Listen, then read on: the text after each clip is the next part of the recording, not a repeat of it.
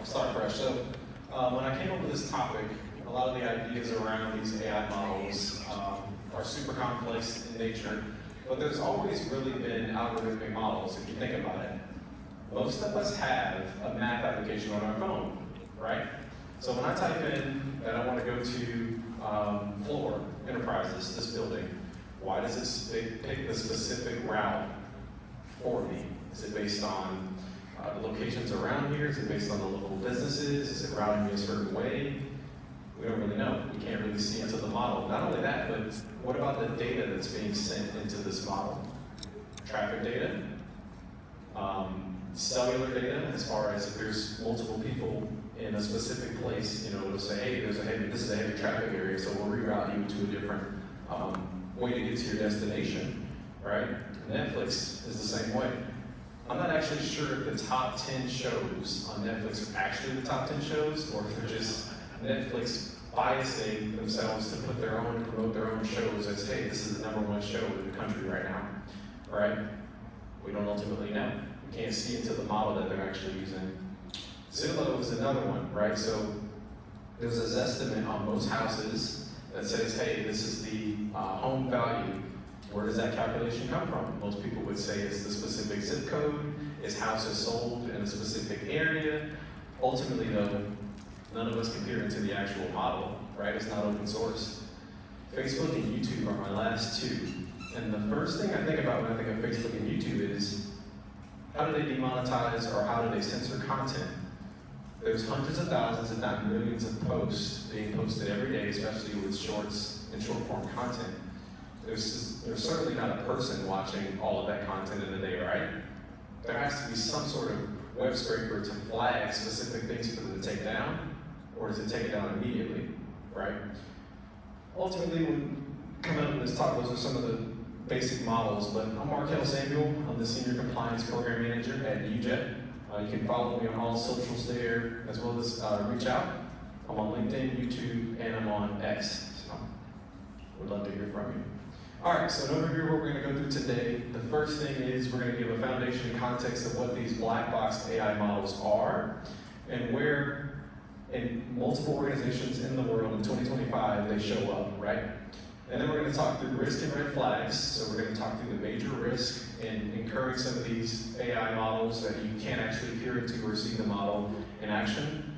And we're going to talk through the security, compliance, and operational risk of adopting these AI models. And then lastly, I'm going to give an action plan of how to actually use these tools in a practical way and limit your liability as an organization.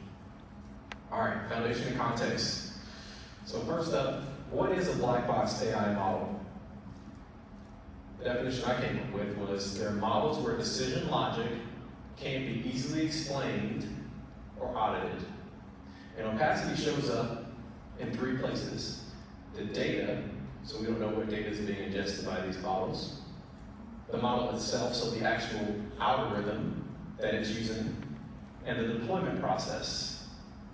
Right, so I'll use some examples. How do you know when YouTube or Facebook changed their algorithm? We don't. It's not like they release a huge press release saying, hey, we changed the algorithm to benefit these creators. It doesn't work like that. So ultimately, you can't validate, justify, or remediate outcomes you can't see. And I'm going to go into some corporate examples as we go in. But ultimately, if you can't see what's going on within the models, you're basing it on what comes into the model and what goes out of the model. Okay? There's 2 types of these models.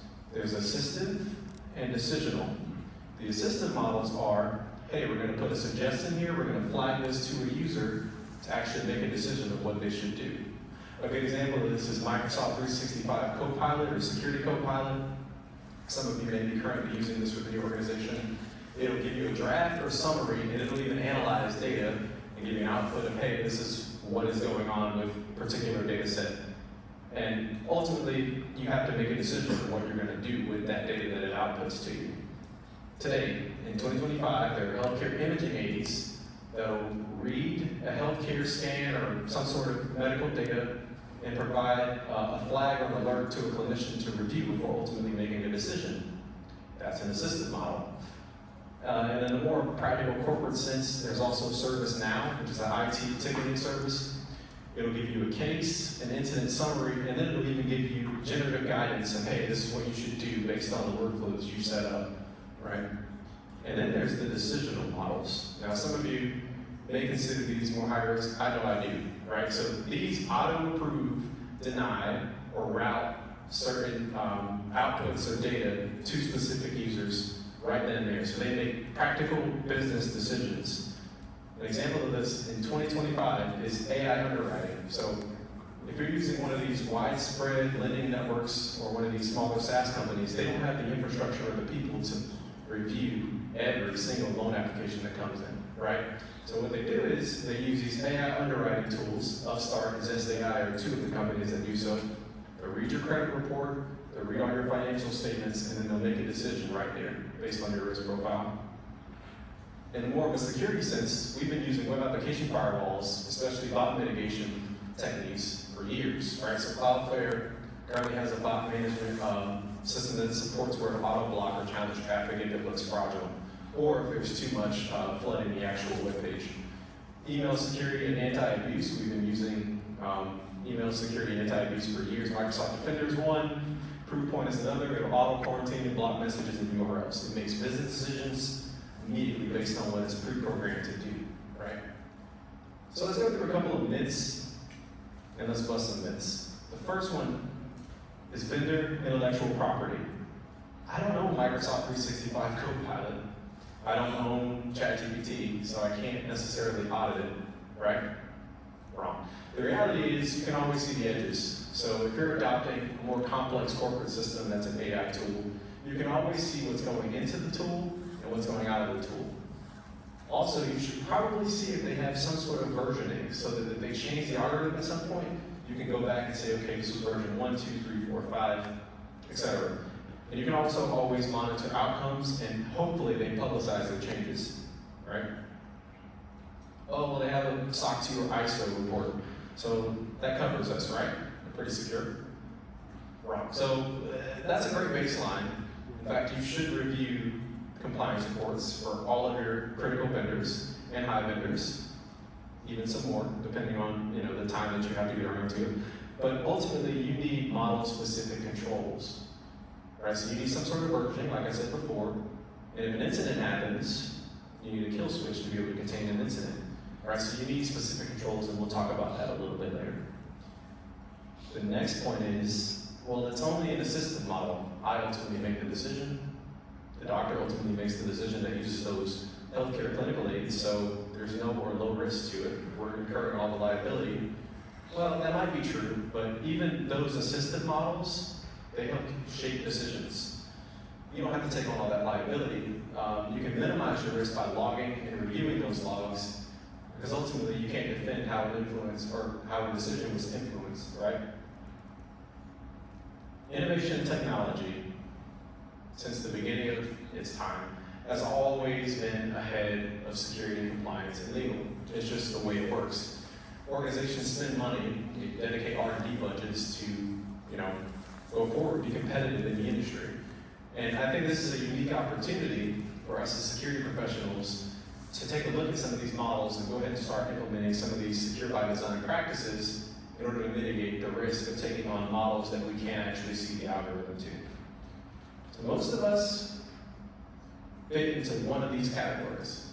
If you're bringing on a black box AI model, or you're adopting it as a vendor, you're either the product owner, so this is usually the person who requests, hey, can we use X software? Then there's the data owner, or the steward, this is usually an executive who needs to sign off. There's a procurement portion, a security, SecOps, or AppSec portion, a privacy and compliance portion, and a model owner.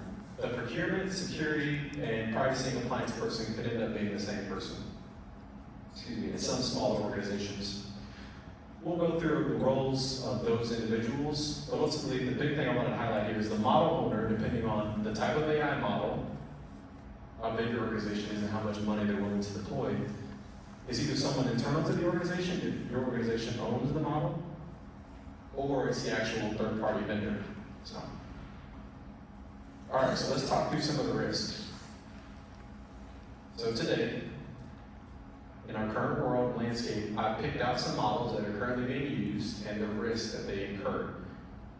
The first one I want to go through is banking. So, remember I said earlier, there's credit underwriting and limit scoring.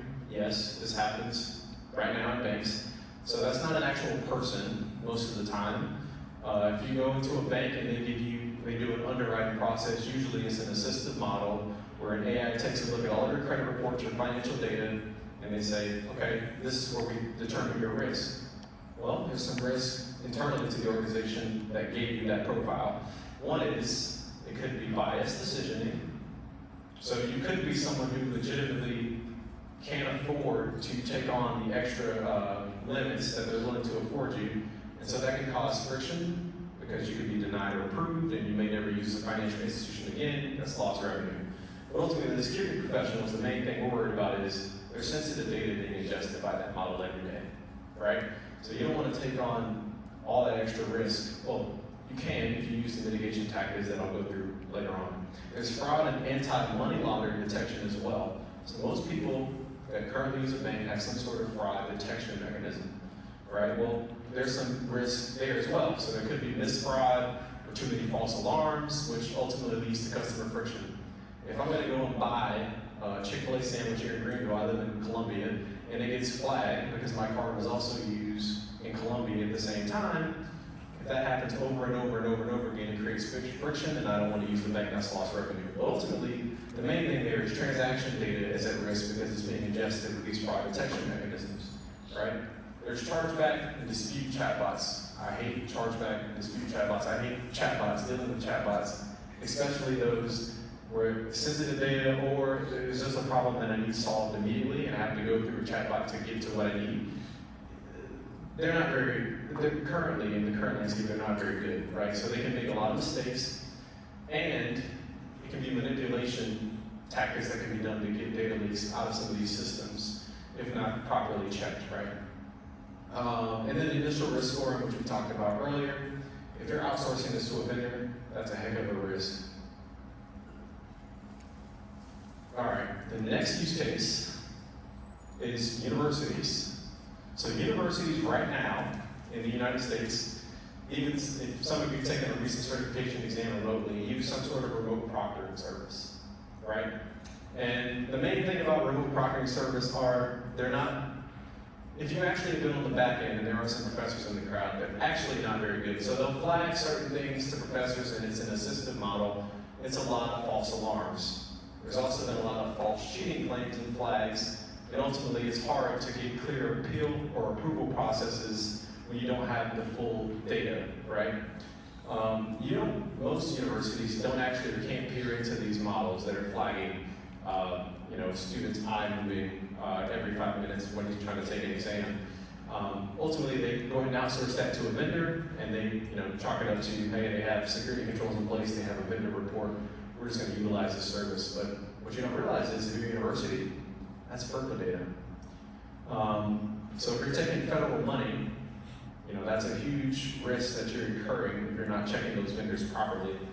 Right now, and I didn't know this, but there's triaging and ranking for students in the United States. So if you apply to an institution, they take your profile, they put it in the system, and it ranks you. And they only go to, the ideal profile or candidate for students. You're taking in FERPA data, believe it or not. That's student data, the students' transcripts, their test scores, their location, things of that nature. So if you're receiving federal funding, you have to, it's your responsibility to take care of the data privacy concerns there. There's also risk scoring for student retention. So if you've been a university student, you've probably been inputted into some sort of system that's saying, hey, the student may be at risk of failing out of our institution. One of the risks there, that's FERPA data as well, but ultimately you could flag a student incorrectly. And then plagiarism detection is the last one. These systems absolutely suck. There was a study done by the American Educational Research Association that warned against using some of these retention and success tools where it's plagiarism detection.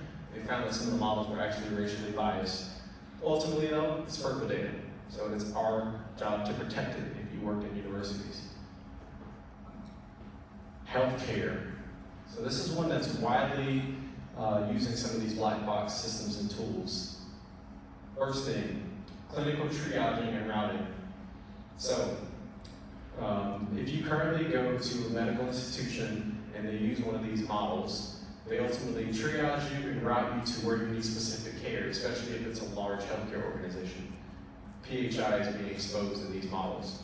Radiology assistance. So there's actually AI tools right now where radiology, sorry, I don't work in healthcare, so I don't know the clinical term, but a radiology graph will come up and then you'll input it into an AI tool and it'll actually spit out like the findings. And one of the big business cases here for risk is you can have missed or overcalled findings, so you can false diagnose someone. And there's data privacy concerns there because that data is being ingested. And sorry to break it to you, a lot of large hospital institutions actually use or outsource this model or this tool. There's prior authentication automation, so they look at your medical history chart and they authorize, hey, this is someone who we're willing to pay for their care to be done, and you can have the wrong approvals or denials. That's a business case. It's PHI there as well.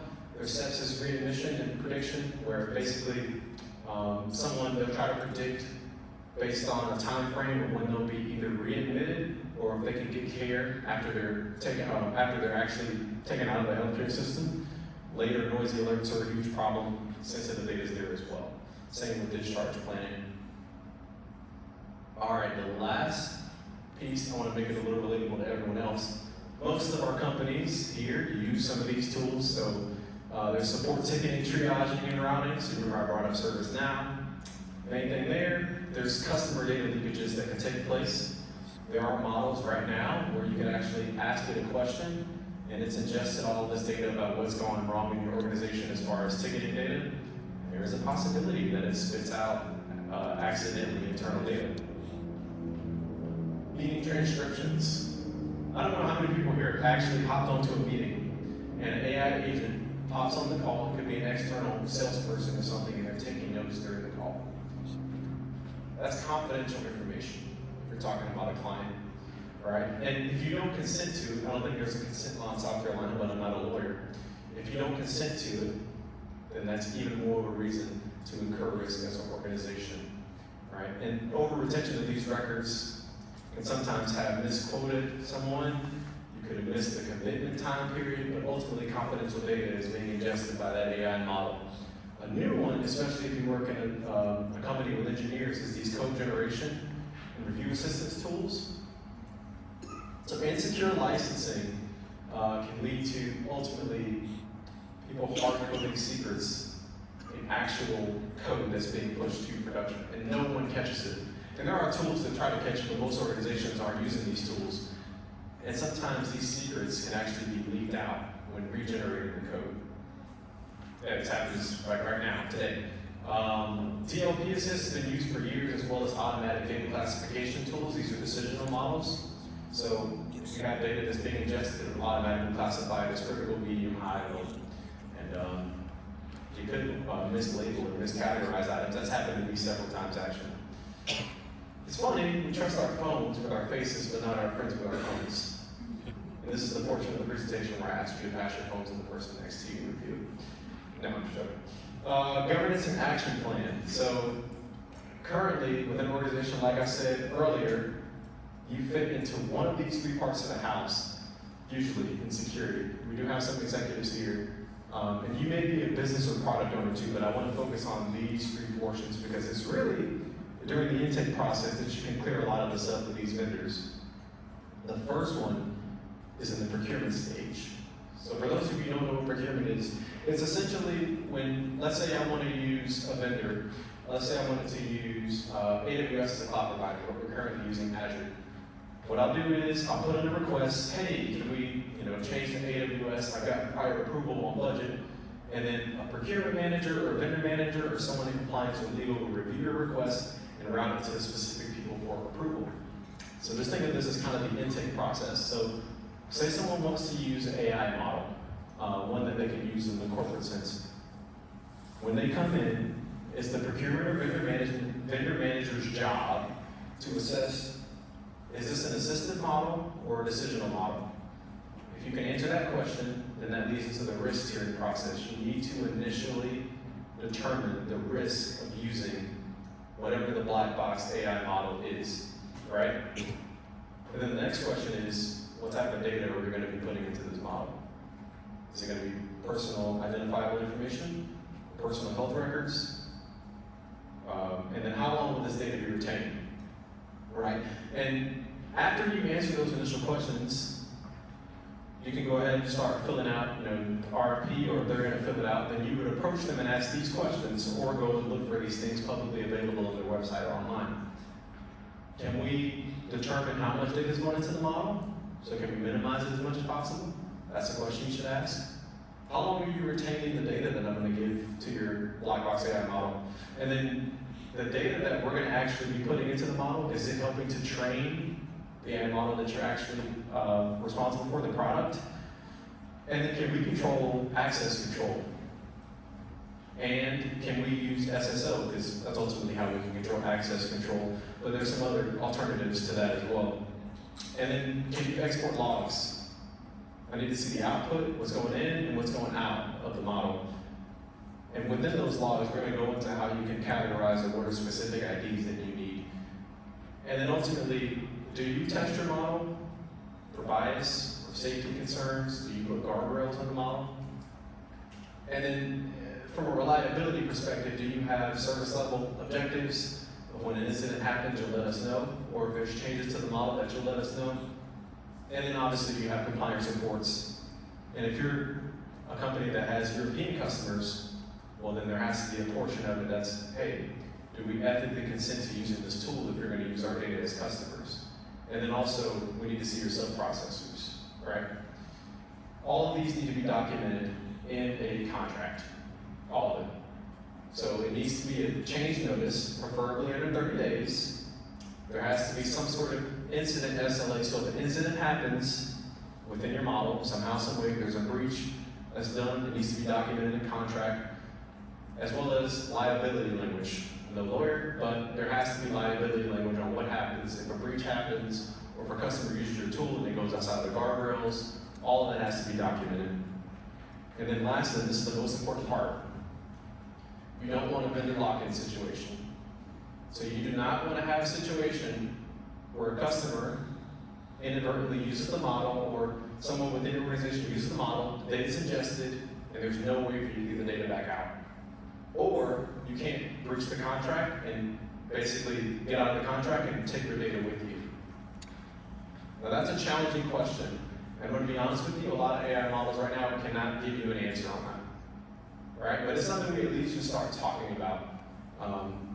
Biggest red flags, you can't export any logs because you don't know what's going in and out of the model.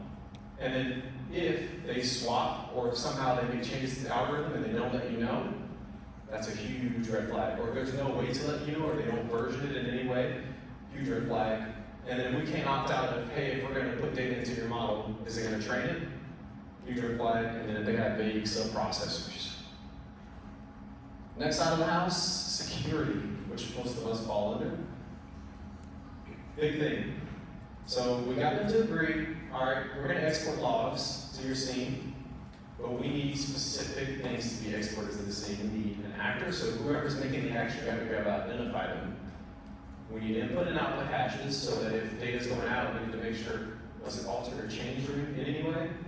And then we need approvals, denials, routing, and latency errors. All of this needs to be exported to the scene. Must have controls. If I'm a SecOps person, I need to know, can I control access control? And if I'm doing so, I need to steward that data. So I need to make sure that I'm rotating keys, making sure credentials are short-lived as well.